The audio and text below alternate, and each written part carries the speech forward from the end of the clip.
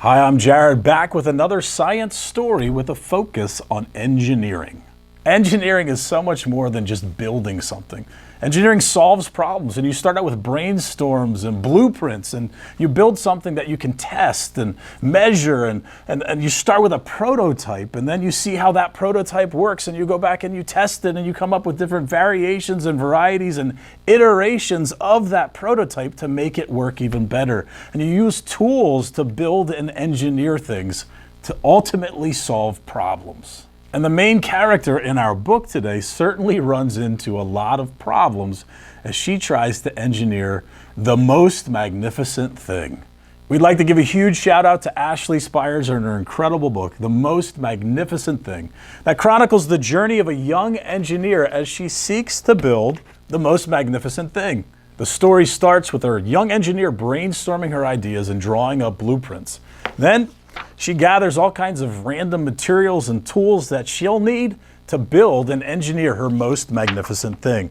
She starts with her first design, her prototype, and it doesn't really work the way she wants to. And she begins to get frustrated, but that doesn't stop her. So she goes back to the drawing board and she makes another and yet another. And she keeps making all these different prototypes and iterations and versions. She certainly runs into problems along the way and gets very, very frustrated until her frustration boils over and she explodes. She takes a little break, goes back to the drawing board and looks at all of her different iterations that she's created, designed, and engineered to figure out how she could solve the problem and make these things move. In the end, she puts them all together, a little bit of good from each of the different iterations, and she ends up making the most magnificent thing. So we couldn't help but wonder if we could engineer our most magnificent thing that moves. Now, we didn't want our most magnificent thing to be too complicated, so the simplest and easy thing we could think of was a spinning top. We're going to try to make our own spinning top. So we're going to zoom in and take a closer look at this store-bought top designed by an engineer and see if we can design our very own spinning top. Let's zoom in. So when we stop our top and take a closer look, we can see it has a few basic parts. It has the body of the top, the handle or the axis on which it spins, and finally we can see that our top has a point at the tip of the top, which does all the spinning. Now, when engineers sit down to design and build something, they have to start by thinking about what materials they have to use. In our case, we're going to use a pile of trash. Now remember, we need materials for the body of the top, the handle or axis, and the point. Then we can start brainstorming to figure out how those materials will fit together. So why don't we start organizing some materials that could work for the body of our spinning top. Now, it doesn't take much design, but I think we could use these round plastic lids to be the body of the top. We could maybe use the bottom part of that paper cup. We might need a couple versions, so let's take all three. We could use the material, the paper from these paper plates. You'll notice with these paper plates, some are actually flimsier. This one's a little more sturdy. Ooh, and I think we have a plastic plate here as well. We could try, it's a little thin. We could try that. And we have lots of cardboard. Maybe cardboard from a box of cereal. We have a pizza box. But I think between the cardboard, the cap, the cup, and the plates, I think we can get some bodies for our spinning tops. Now it's time to think about our handle or axis and point. And looking at our pile of trash, I think we can find a handle or an axis that has a point already on it. I think some of these skewers could work. Now we have skewers of different diameter and thickness, some thick ones, some thinner ones, a really thin one here. Ooh, some toothpicks, they're shorter. I think some of these toothpicks could work. Oh, we have a plastic stir that might be able to work. These straws, notice I have straws that are different thicknesses and diameters. Some of them have a point. This one doesn't, so we might have to get creative when it comes to that axis or handle. Maybe this pencil. The pencil has a nice point, or some chopsticks. I think maybe even these pipe cleaners we could wrap around the handle of the axis to give us a little bit better grip. All right, I think we have a whole lot of materials for our handle and axis, and I think we're ready to try to build. But before we start building, we need to brainstorm and create some blueprints. Engineers always have a plan. So we've zoomed in so you can get a better look at our brainstorming and blueprints. Now, we need to think through what shape we want the body of our spinning top to be, and we have a lot of variety to choose from. We want our top to be balanced. So this triangle, I measured this out so all the sides are the same length. We have an equilateral triangle. Circle is symmetrical. Make sure you mark the center of the circle. We could go with a rectangle or a square. Now we could also think about size. Do I want a big top or a little top? And to keep things symmetrical, we also have to figure out how we would find the center. So if I have something like a rectangle, I can just draw a line through each angle, each corner, to find the center. Same thing with the square. The triangle, you might have to get a little creative. If you forget to mark the center of the circle, you could eye it up as best you can to find the center. And then we can experiment to see if the top wobbles or if it's steady. Now the fun part about brainstorming and blueprinting is I can let my imagination run wild. I don't have to stick with just basic shapes. I could draw odd shapes and see if I could actually get those to become a spinning top. So now comes the fun part. We're going to take our designs and blueprints and try to make a prototype. And I think I want my prototype to start with something round. So we've done our brainstorming and blueprints. Now it's time to build our prototype. And we have some tools to help make it happen. We want our prototype to be very simple because I have a lot of questions on how that top is going to spin. So I'm going to use the bottom part of this little paper cup and a nice small little toothpick.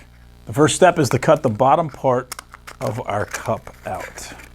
Very carefully, I want to try and keep a nice straight line going right along the edge. And now I have the bottom part of my cup. Next, we need to mark the center of our cup. Now I could try and measure this, but I'm going to just eye it up as best I can, mark the center point. The easiest way to punch a hole is going to be with our little push pin.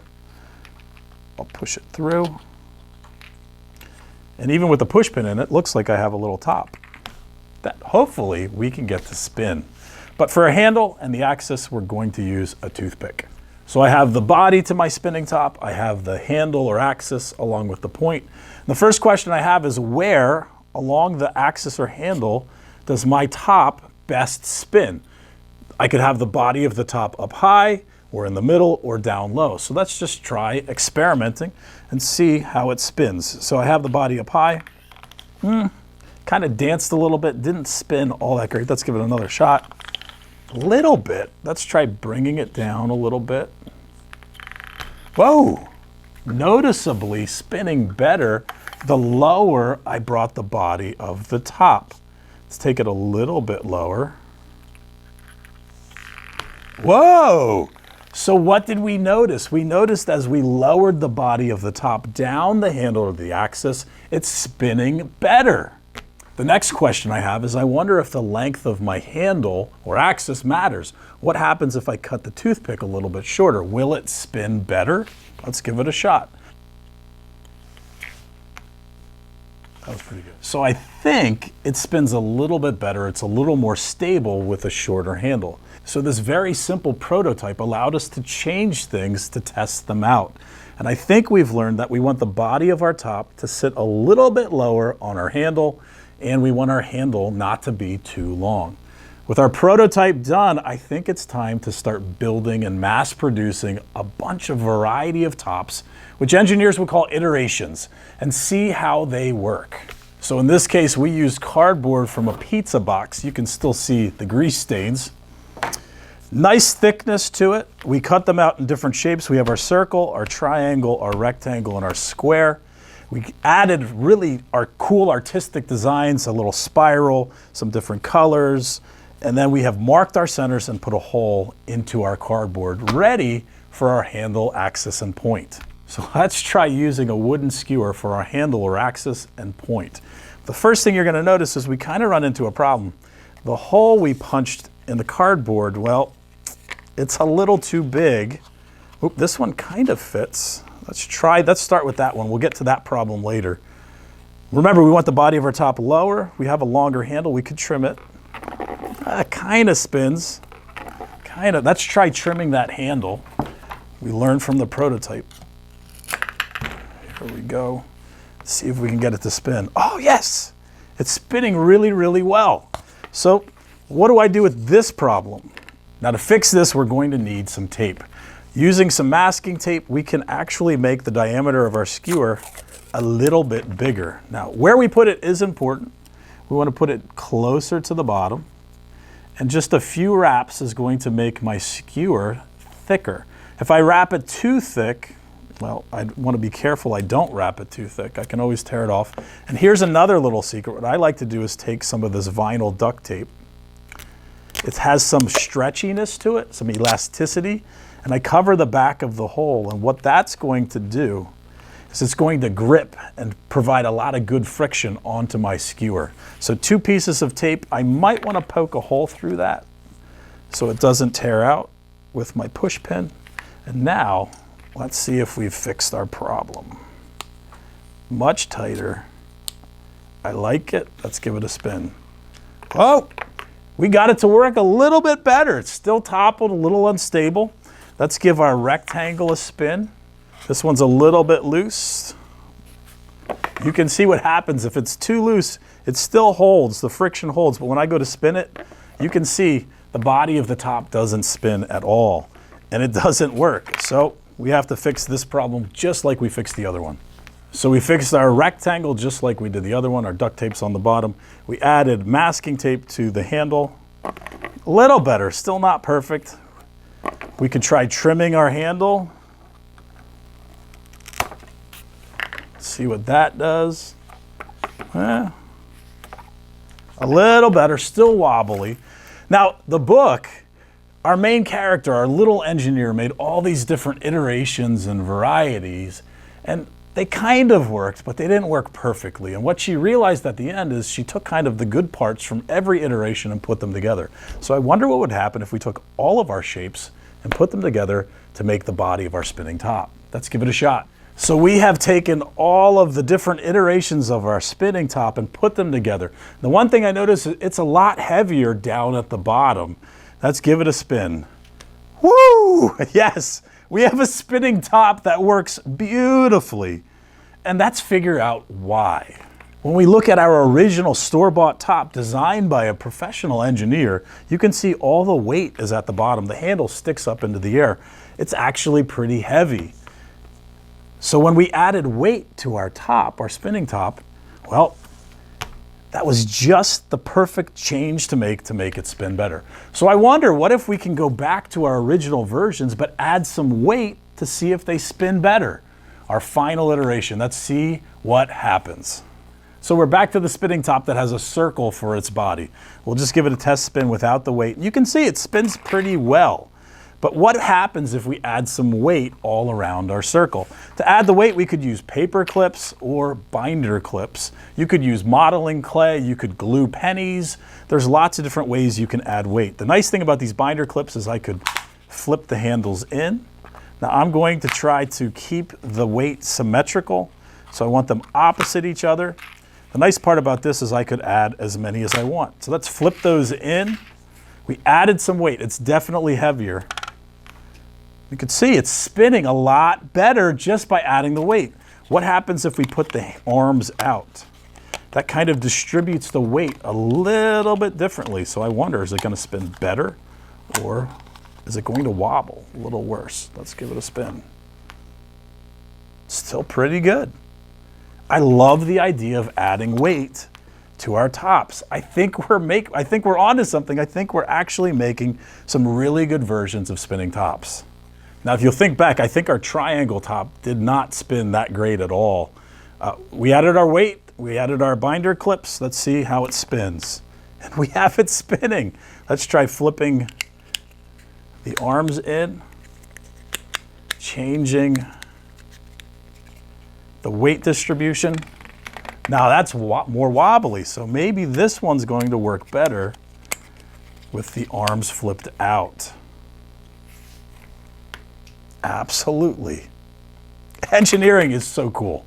A huge thank you goes out to Ashley Spires on her amazing book, The Most Magnificent Thing, for inspiring the minds of many, many young engineers and inspiring us to make our very own most magnificent things, our spinning tops, and reminding us that engineering is so much more than just building. It's brainstorming and coming up with blueprints and ideas and building prototypes and creating all different iterations and varieties and testing it out to see if you can solve a problem. How can we get our spinning tops to spin even better? That is what engineering is all about. Science is so cool, especially when you use engineering to make the most magnificent thing. Thanks for watching.